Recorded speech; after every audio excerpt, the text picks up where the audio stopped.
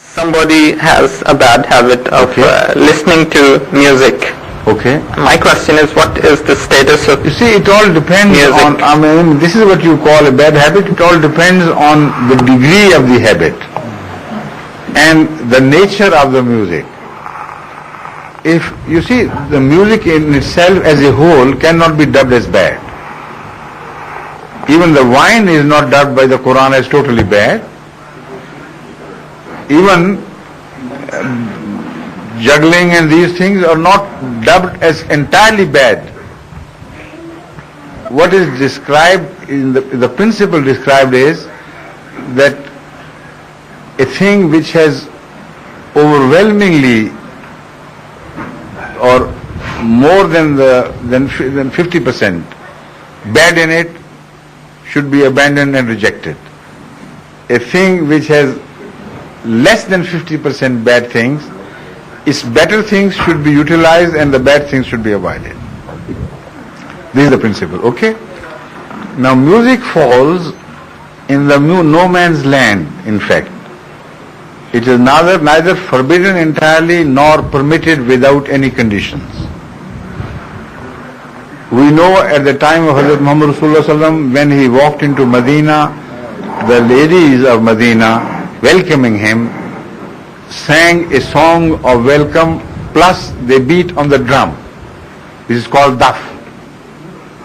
No, that was a sort of music available to the Arabs. Nobody can say it was not music.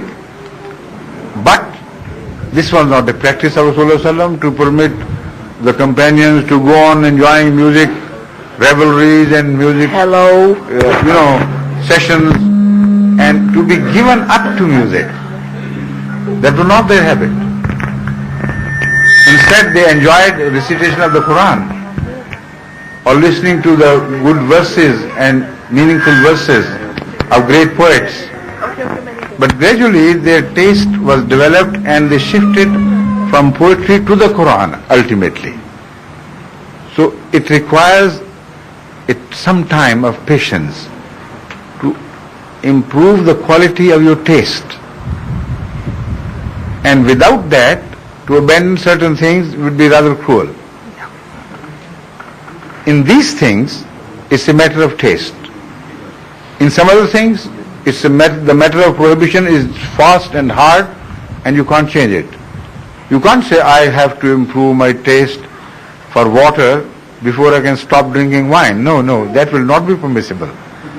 Because wine is forbidden, and what is forbidden is forbidden. But music does not fall into that category. For that you can acquire a wise approach of systematic, gradual deliverance from that habit. You understand? Got it. And as far as the pop music is concerned, I don't know how people can tolerate that. Just sheer nonsense. No, I don't disrespect music altogether because I know the classical music had some nobility in it. It brought up the best in man in a way that man would not understand. But the music writers were noble-minded. They wanted to bring, even if the theme was miserable, it wanted to bring the question of misery of others to the listener of music, that the others were suffering. They became sad without anybody naming the people, without any tale being told in words. The music delivered all these things. And they became sad and they started crying, not knowing for what, but when they came out of the music halls, they were nobler people than before. So the music served a purpose, and a noble purpose. Here, in the pop music, when the people leave that hall, they leave with some sort of madness and craving for something they cannot have. And for that even they have to go to kill others or mug others for some drug or something. That elation, artificial elation, requires further help of drugs. So what the taste left behind by this modern so-called music is ugly and evil. And the society under this influence is becoming uglier and more permissive, more careless of the traditional values. So this music is obviously evil and sinful. So I can't treat every music alike. That is why I said you have to be wise and be selective in your choice. Occasional brush with music cannot be considered as a practice whereby you will be sent to hell. I assure you not.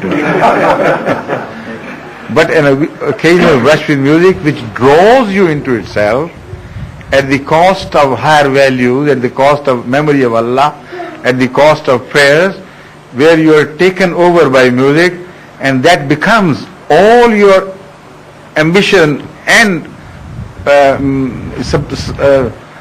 what you say, just a minute, obsession. If that happens, then you are a loser, obviously.